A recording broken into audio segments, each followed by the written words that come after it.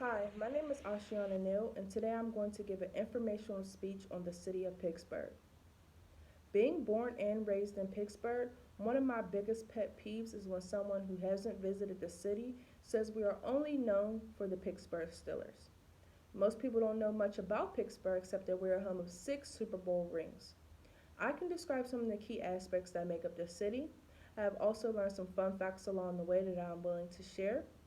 I have did additional research on the city and I'm eager to share some information with you. So how did the city first come about? George Washington, the first president of the United States, was sent to the city by the governor of West Virginia. He requested for a fort to be built there. In 1754, that fort was built, but unfortunately it was burnt down by the French. The British decided to build another fort.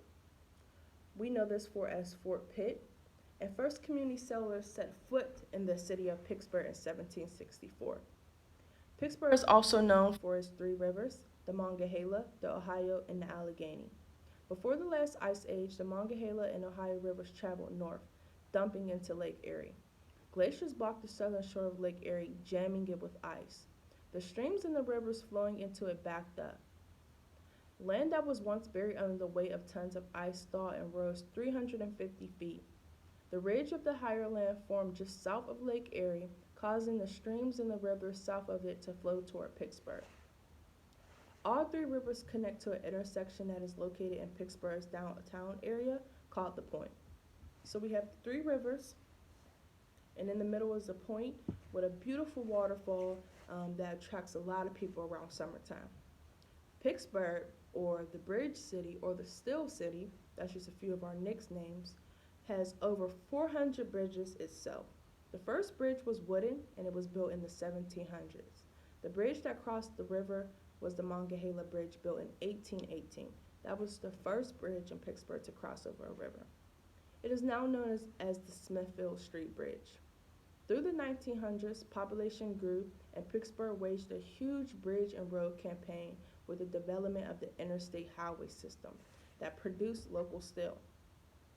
We have more bridges than any other state in the world, and the State Department of Transport says that it invests $150 million a year itself on bridges.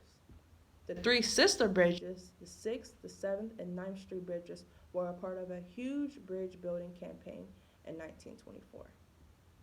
Another thing Pittsburgh is known for is the 3 River Stadium, which later transferred into the Heinz Field, better known as Heinz Ketchup.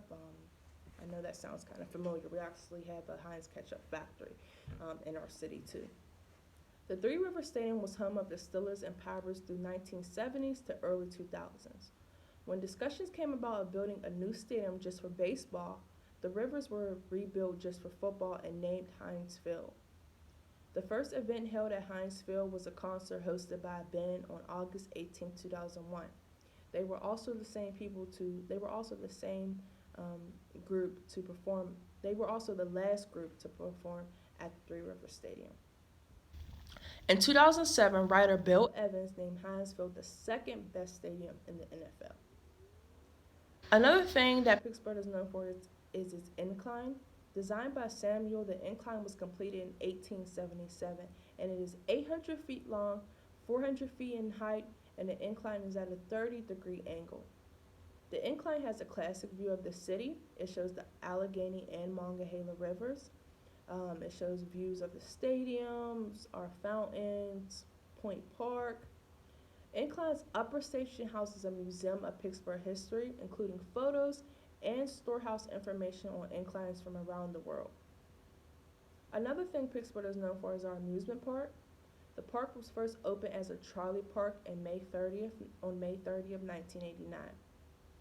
It was mostly filled with trees, owned by a farm owner named Anthony Kinney. It overlooked the Monongahela River. It was a popular picnic spot for residents since the Civil War. Some historical facts about our amusement park, which grew to become amusement park, because like I recently just stated, it was just a park at one time for families. But the Thunderbolt and the Jackrabbit, both roller coasters, which are wooden, we placed our lift chain in the middle of the ride and not at the beginning. And that's something that is not so particular or not so particular or common in roller coasters. As you can see, there are a lot of key aspects that make up the city of Pittsburgh. The history goes a long way, from the first fort built to the creation of the Big Map. Today we have discussed many things that Pittsburgh is known for, like our rivers, our bridges, and still. I hope you got some good background information that will stick to you when it comes to Pittsburgh, because we are not just known for the Stillers. Thank you.